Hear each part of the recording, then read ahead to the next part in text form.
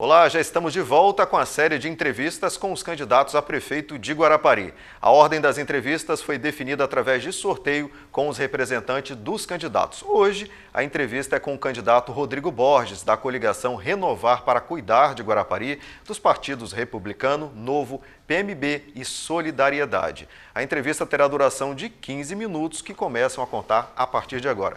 Candidato, durante o seu mandato como vereador, o senhor sempre bateu na tecla da importância do investimento do município na saúde. Inclusive, o senhor criou um slogan, né? Prefeito, coloca dinheiro na saúde. Como é que o senhor pretende, caso eleito, melhorar a saúde do município? Então, Carlos, boa noite, né? Boa noite para você, pessoal da TV Guarapari, para todos que estão nos ouvindo em casa. Agradecer novamente a oportunidade. Realmente, eu como vereador, a gente cobrou muito que se colocasse o recurso próprio em mais quantidade na saúde. A saúde ele é feita com dois recursos, o próprio e o recurso do SUS. E a gente observou aqui que a prefeitura ela planejava um orçamento com muito menos do que no final ela executava. E aí o que eu pedia ao prefeito para priorizar era justamente organizar a saúde, planejando com mais recurso e investindo mais, porque a gente estava passando por muita dificuldade, estamos passando por muita dificuldade. Então as pessoas tiveram muitas falhas em remédio, em fralda, em consultas, em medicamento, em várias outras situações da saúde que o dinheiro resolveria. Então, chegava no posto de saúde e não tinha curativo para levar para casa. Isso, por exemplo, no posto do Kubitschek e no posto do Bela Vista, era rotineiro. Então, precisa investir mais recurso nisso. Porque a saúde é a prioridade, tem que ser a prioridade. E a gente estava vendo que o município estava abarcando outros projetos, foi para outras regiões, fazer prioridades que não era o que a gente detectava como vereador. E eu fui na rua, então, aumentar o controle social. Falar para todos, para ajudar nesse controle de se manifestar e falar, prefeito, a saúde é prioridade e coloca investimento lá. Bom, no nosso programa de governo, eu já começo falando que eu vou colocar 30% do recurso da saúde, do recurso do orçamento na saúde. Por quê? Porque é ali que a gente vai conseguir ordenar melhor. Primeiro, os postos de saúde. A atenção básica, a atenção primária, ela precisa estar melhor ordenada. As pessoas precisam chegar nos postos de saúde e ter lá os exames suficientes, ter os remédios suficientes, ter as consultas. E a situação dos postos de saúde está muito ruim, está muito precário. Você tem aqui o posto de saúde do Roberto Calmon, que é uma vergonha. Então, eles escolheram uma casa para alugar aqui no centro, que é toda mofada, não tem condição de atendimento, não tem ar-condicionado, o atendimento tem que ser feito com as portas abertas, o que não é recomendado pelo CRM, porque tira a privacidade da consulta, e aí isso tudo é investimento, é recurso. Então você precisa dar um ambiente favorável. E o que acontece ainda? Eu vi por diversas vezes médicos vindo até mim, e falando, eu estou tendo que dar um remédio que não é o remédio certo, porque não tem na rede o remédio certo. E aí, prejudicando mais ainda o atendimento. Então a gente precisa ordenar isso para levar uma qualidade melhor no atendimento.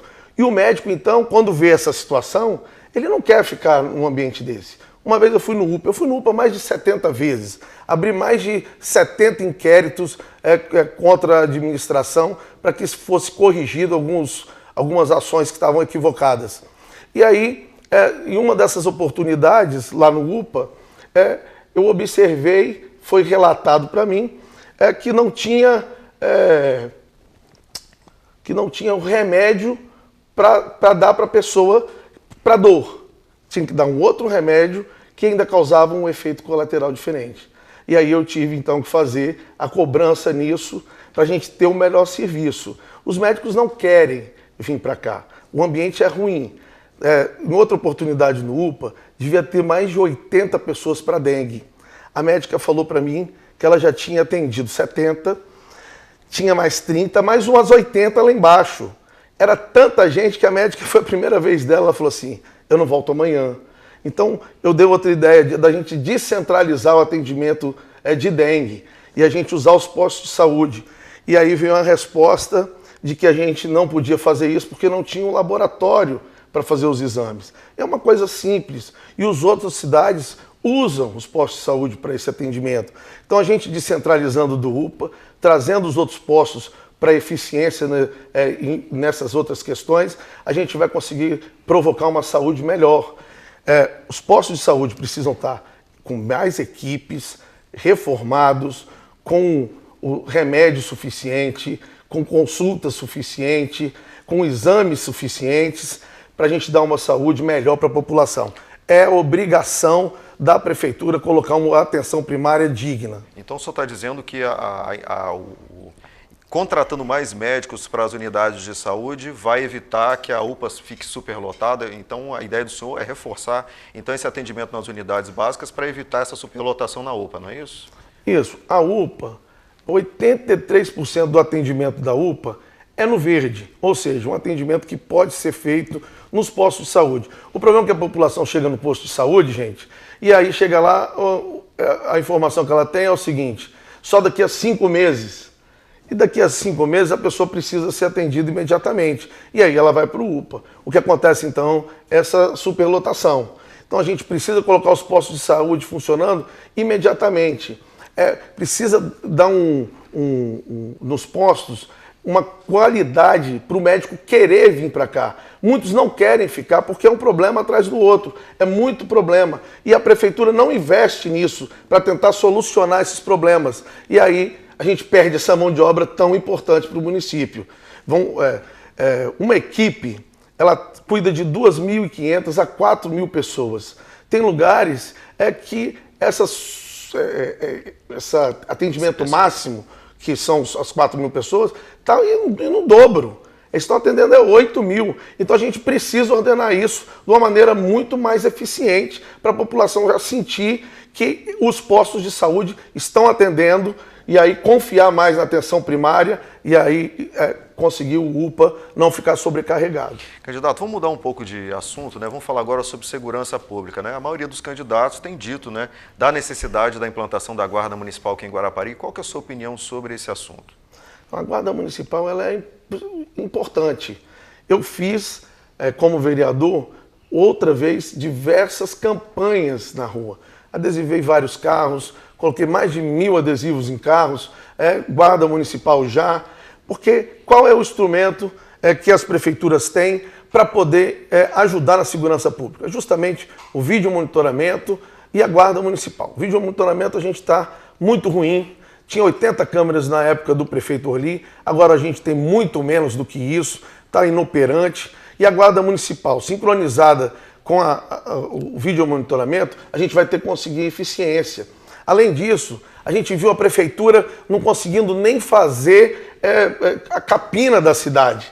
Por diversas vezes, reclamação em todas as partes da cidade, com um mato muito alto. E esse mato ajuda a esconder bandidos, a criminalidade. Então a gente precisa fazer isso, o município precisa fazer com mais eficiência. E a iluminação pública, identificar os pontos mais escuros e trazer uma iluminação de qualidade. E ainda, por outro lado, que a gente tentou fazer uma lei para a gente colocar a função social da propriedade mais ativa, as casas que estão abandonadas e estão sendo utilizadas por moradores de rua e aí cometem alguns furtos, alguns delitos e colocam lá os crimes, se escondem, essas casas precisam realmente terem uma multa mais severa para o proprietário dar a função social dela certa e cercar a casa dele e cuidar do imóvel dele. Candidato, agora a gente vai falar sobre turismo, né? O município, né, desenvolveu, né, vem desenvolvendo já há 6 anos o Esquina da Cultura, que é considerado um festival importante, né, que ajuda a movimentar o turismo da cidade. Caso o senhor seja eleito, o senhor pretende manter o Festival Esquina da Cultura e, além disso, pretende criar um calendário de eventos para a cidade? Anchieta, por exemplo, tem Festival da Muqueca, o Festival de Frutos do Mar, né, Festival de Vinhos. Qual a opinião do senhor sobre o Festival Esquina da Cultura e o senhor pretende criar aí um calendário de eventos para a cidade? Então, justamente a proposta é criar um calendário turístico robusto, contínuo e interessante, que as pessoas possam vir, queiram vir para Guarapari. Então, a Esquina da Cultura está lá no meu programa de governo, vai ser mantido, talvez a gente reformule algumas coisas, mas a gente tem que criar outras datas, né? E também fortificar aquelas datas importantes que a gente tinha, que foi perdida, como a Festa da Cidade e a nossa Festa de São Pedro. A Festa de São Pedro é cultural, é da nossa cidade e se perdeu. Então, a gente precisa colocar isso mais intenso, colocar alegria na cidade, usar também a parte esportiva no calendário, usar a parte cultural no calendário. Eu ia até perguntar isso para o senhor sobre a parte esportiva, que Guarapari já teve campeonato de pesca de marlin azul, campeonato de velas, inclusive na Praia do Morro, nos anos 80. O senhor pretende também dar uma ênfase trazer esses eventos esportivos para o município, porque a gente tem o litoral extenso, né, 52 praias, que com certeza poderia receber esses eventos náuticos, né? Não, sim, então o esporte náutico deve ser bastante utilizado, porque é uma aptidão que a gente tem e a gente precisa potencializar isso e trazer para o calendário turístico, a parte cultural também. A gente precisa explorar a nossa área norte, que está muito carente, a área sul também, que tem o seu potencial e também está carente, fazer a cidade ter vida novamente, ter alegria. A gente precisa trazer isso, gerar oportunidade, renda, emprego para os nossos filhos, emprego para o pai de família, gerar desenvolvimento, renda, ocupação na cidade, precisa trazer. E o turismo, como é o nosso maior potencial, não pode ficar só numa fala em campanha eleitoral. Tem que realmente ir para o ano, já começar trazendo o aporte que tem, fazer um carnaval usando as escolas de samba daqui, os blocos daqui, as nossas raízes daqui. Que inclusive é uma discussão, né? Todo carnaval, o município sempre fazendo um repasse da verba, uma semana antes, 10 dias antes. Precisa ter um planejamento, né? Na Câmara a gente viu isso sempre, né? Virou uma rotina.